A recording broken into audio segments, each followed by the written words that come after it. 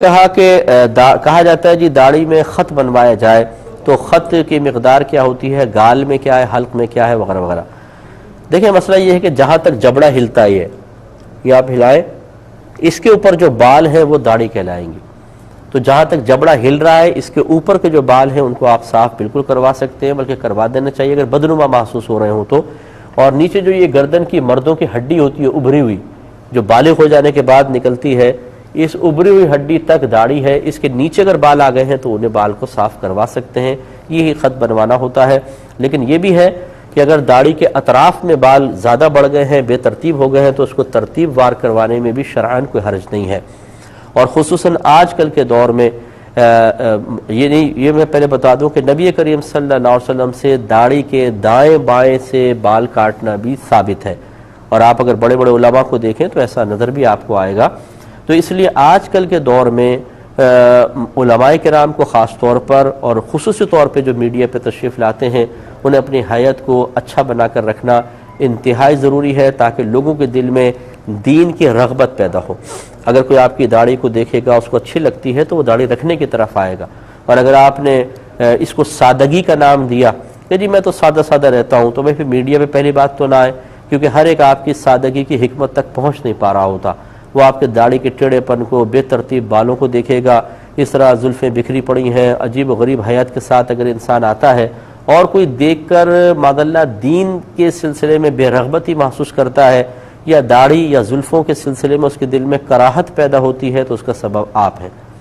ایک صحابی نبی کریم صلی اللہ علیہ وسلم کی خدمت میں آئے جن کے بال بکھرے ہوئے تھے، تو سرکار نے اس طرح اشارہ فرمایا، حدیث میں کہ سرکار نے اشارہ فرمایا، وہ گئے اور بال بنا کر آئے،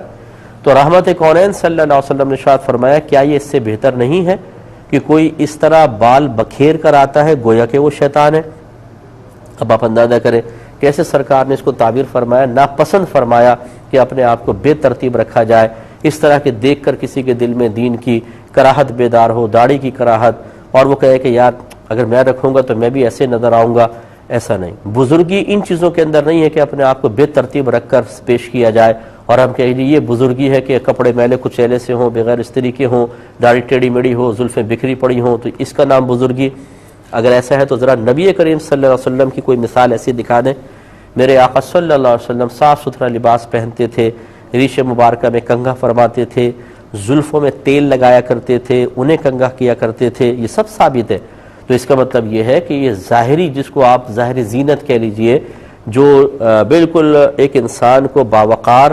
اور خوبصورت اور باکمال بناتی ہے، اگرچہ میرے آقا تو پیدائشی باکمال ہے، یقیناً یہ تعلیم امت کے لیے تھا، ورنہ سرکار کو کیا ضرورت تھی؟ آپ تو حسین و جمیل ہیں، آپ کی ہر طرح کی حیات آپ کی حسین و جمیل ہے، لیکن اس کے باوجود جو ظاہری طور پہ میرے آقا صلی اللہ علیہ وسلم نے اپنے آپ کو اس طرح ان چیزوں سے مزین کیا ہے، یہ امت کی تعلیم کے لیے ہے۔ تو کوئی برا نہ مانے میری ان باتوں کا، لیکن آپ تھوڑا سا غور کریں۔ اگر میرے پاس ٹائم نہیں ہے، ورنہ ٹائم ہوتا تو میں اس پہ آپ کو اتنے دلائل دے سکتا ہوں کہ ہمارے اکابرین نے اپنے آپ کو لوگوں کے سامنے جب پیش کیا ہے تو بالکل سنوار کر اور اچھے انداز سے پیش کیا ہے، تاکہ کسی کے دل میں کراہت پیدا نہ ہو۔ تو یہی مطلوب شرع بھی ہے، تو اس لیے اپنے آپ کو ذرا سنوار کر رکھیں۔ اور